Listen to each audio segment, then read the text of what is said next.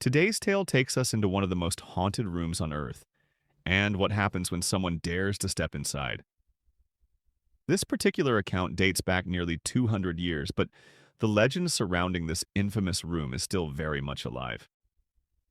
But before we dive into the story, if you're into the strange, the dark, and the mysterious, told in a narrative format, you're in the right place. That's exactly what we do here on the Reddit Wraith, and we post once a week. So if that sounds like your kind of thing, do us a favor. Sneak into the like button's bathroom and replace their toothpaste with Novocaine. And of course, don't forget to subscribe and turn on all notifications so you never miss a drop of darkness.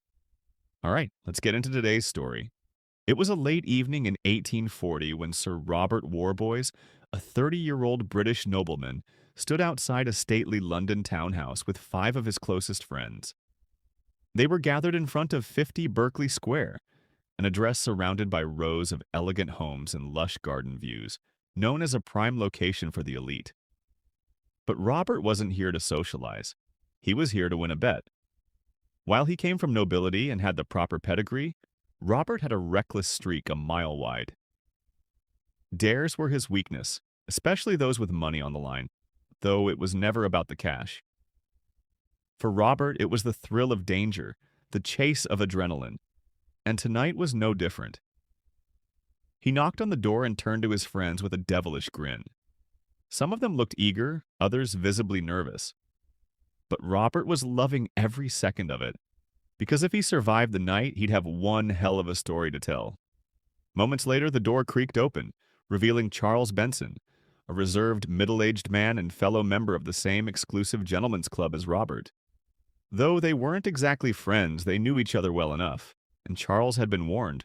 Robert was coming. Still, Charles appeared unsettled. He looked at Robert with genuine concern and asked, "Are you sure you want to do this?" Robert, unfazed, glanced at the pistol on his hip and said, "Yeah, I'm sure." Soon the group was inside the lavish townhouse, seated around a dining table while Charles went upstairs to retrieve something. Despite Robert's efforts to lighten the mood, his friends were visibly on edge. The air was thick with tension. When Charles returned, he walked into the room and solemnly placed an old iron key on the table. Silence fell instantly. He explained that in the 10 years he had lived there, he had only used this key a handful of times. When it wasn't in use, he kept it hidden, out of fear of what might happen if it fell into the wrong hands. Now it was Robert's. Without hesitation, Robert grabbed the key. No turning back now. They all stood and followed Charles up a creaky, narrow staircase to the second floor.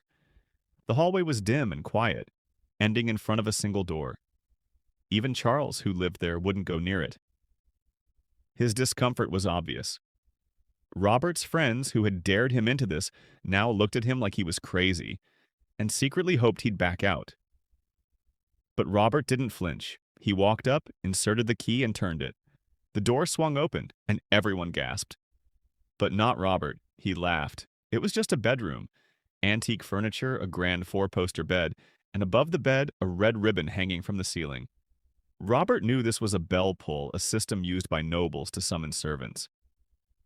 He took a step inside, confident. Charles grabbed his wrist one final time and asked, "Are you sure?" With a smirk, Robert replied, "I'll see you all in the morning." And with that, he locked himself inside. Back downstairs, Charles led the rest of the group to the servants' quarters, now empty for the night. He pointed to a row of bells mounted on the wall. One of them was connected to the red ribbon in Robert's room. He told them, "If that bell rings, it means something's gone wrong. You need to be ready." Hours passed. The friends sat playing blackjack, exhausted and jumpy, their ears straining for any sound. Midnight approached. Suddenly a scream, sharp, blood-curdling from upstairs. Then the bell. It rang so violently it was deafening. They sprinted toward the stairs, Charles right behind them. As they reached the hallway, everything went dead silent. The screaming stopped. The bell stopped. Then, bang! The sound of a gunshot. They ran to the door, pounding on it, screaming Robert's name. But he didn't answer. They began kicking the door again and again until it gave way. What they saw inside would stay with them forever. The red ribbon had been ripped from the ceiling. Robert's pistol was on the floor, a bullet hole in the far wall. And Robert, he was lying stiff on the bed, clutching the ribbon, eyes wide and bloodshot, teeth bared in a ghastly grimace. At first they thought he was having a seizure, but the moment they touched him, they knew he was dead. The coroner would later rule the cause of death as massive heart failure of unknown origin. But those who were there that night believed otherwise. They believed he saw the Nameless Thing.